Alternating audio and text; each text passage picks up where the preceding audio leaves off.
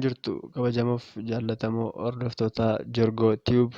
Har'as akkuma kanaan dura isiniin jennee turre asoosama gabaabaa mata dureen isaa dirmammuu jedhu isiniif qabannee dhiyaanneerra. Kutaa lammaffaa fi kutaa tokkoffaan kanaan dura kan isiniif dhiyaate yoo ta'u, kutaan inni itti aanu kutaa sadaffaan har'a isiniif akka dhiyeessinu waadaa isiniif gallee turre akkuma waadaa keenyatti qabannee dhiyaanneerra. Kutaa tokkoffaaf lammaffaa warreen hin hordofne diskiripshinii jalatti isiniif keenya waan jirruuf achi jalatti ilaaluu dandeessu. Kutaa sadaffaan amma isiniif hin dhiyaata. Warreen chaanalii kanaaf haaraa taatan sabiskiraayib gochuun maatii chaanalii keenyaa akka taatan isiniin jenna. Asoosamni kutaa lammaffaan siddiseen mana qannoo faabuluudhaan achitti ganama kaatee qannoo wajjiniin otoo dhaabattee haasoftuu adaadaan isheetti dhuftee argitee adaadaa ishee wajjiniin gara mana abbaa isheetiitti utuu deebituu achittis abbaan ishee fi adaadaan siddisee waliin haasa'anii walii galanii siddiseenis simatamteetti. Inni itti aanu seenaan ishee inni kan biraan kutaa isa har'aa kana keessatti isiniif dhiyaata. Hordofaa. Innis deebisee waawuu homaa dubbiin hin jiru. Anoo waan biraatti shakkeen aaraa bulee erga akkas ta'e haa ta'u kaa kottu giiftii koo baga dhaqxee maal erga dhaqxee natti himteen dhaqxuu sin dhowwaa adaadaa kee irraa jedheen. Gidduu kanaan adaadaan siddisee haatiddi siddisee hooree jettee gaafatte. Muu yaa namana waa'ima mucaa kanaaf jennee xinnoo walleeqqamneerra amma immoo ollaa deemtu natti fakkaata mee dhaqiitii mana abbaa caalii fayii waan jedhanii itti himan. Kanumaan hiccitiin dhokattee maatiinis nagaatti hafe.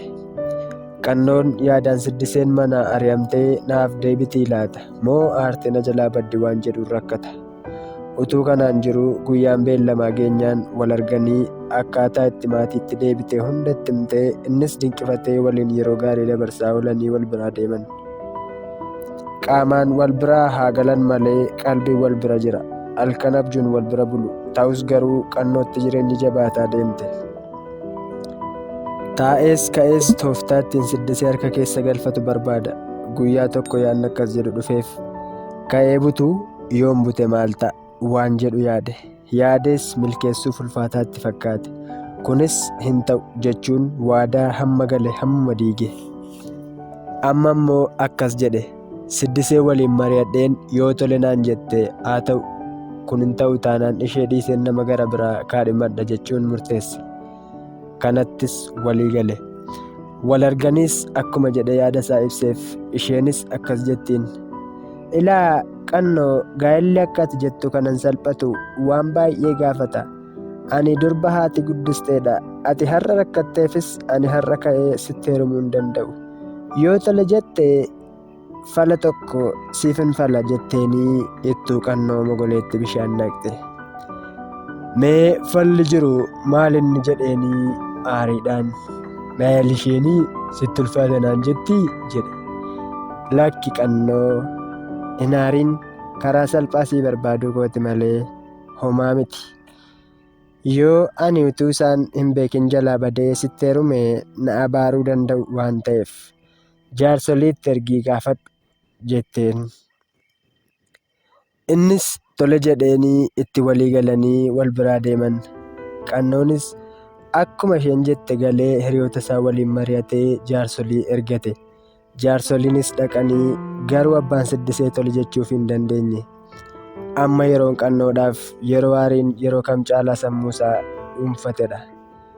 Utuma aaraa jiruu ammoo tiiqiitti galee waan tokko murteesse.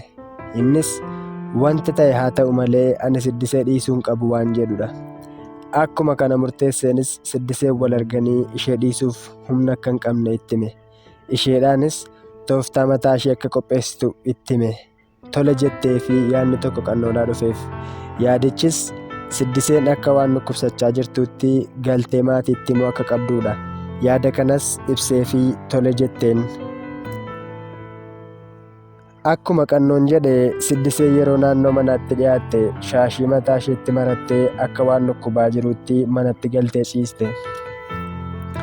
Harmeen siddisees utuu isheen ciistu arganii maali mucaakoo maal taate guyyaadhaan ciistaa ka'iitii bishaan kana naa fidi jedhanii dheekkamaa itti dubbatan.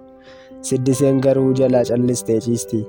Lammatatti deebi'anii yoo ilaalan isheenoo ammayyuu ciisaa jirti. Ammayyuu sadaffaa deebi'anii ilaalanii amalli ishee durii kana waan hin taaneef nagaa miti moo jechuun tuttuqanii ilaalan. Isheenis xiqqoo ol jettee akka dhukkubsachaa jirtu itti himatte. Harmeen Siddisees of abaaraa, "Anaa kutu mucaa koo iddoo kee anan ajjeesuu?" jedhaa gara abbaa Siddiseetti fiiganii itti himan.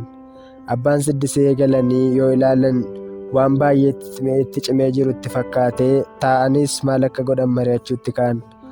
Utuu isaan bukkee taa'anii Siddisee irraa dudubbachuutti ka'e. Kana dhageenyaan haati Siddisee, "Kuni waa'uu dha'icha wayitimee kaanee gara waa beekaa deemnu isaa wayya malee mana qorichaa geessinee homaan fayyadu" jedhanii olii fi gadi fiiguutti ka'an. Abbaan Siddisees, "Ani takka iddoo akkasii jedheen beeku. Ati dhaqi ilaali, ani immoo mucaan eegaa" jechuun dubbii dhaaban. Qannoo fi hiriyaan isaa immoo waliin taphataa waan ta'us haala mijeessaa jiru. Hiriyaan isaanii inni tokko akka waa beekaatti akka taa'uuf, inni tokko immoo maatii Siddisee fa'aa isatti akka geessuuf itti himate qannoon.